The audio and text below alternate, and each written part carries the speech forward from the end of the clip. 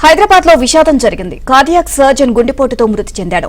ఓ private ఆసుపత్రిలో వార్డులో రోగులను పరిశీలిస్తున్న సమయంలో తమిళనాడుకు చెందిన డాక్టర్ గ్రాడ్లిన్ రాయ్ ఒక్కసారిగా కుప్పకూలిపోయాడు. గ్రాడ్లిన్ రాయ్ కు సహోద్యోగులు అత్యవసర చికిత్స అందించినా వారి ప్రయత్నాలు ఫలించలేదు.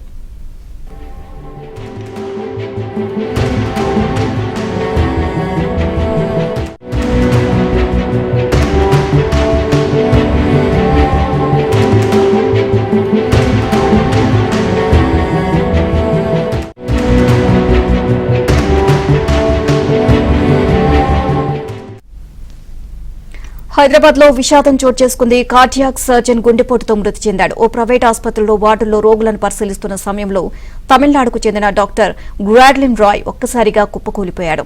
గ్రాడ్లిన్ రాయ్ కు సహోద్యోగులు అత్యవసర చికిత్స అందించినా వారి ప్రయత్నాలు ఫలించలేదు.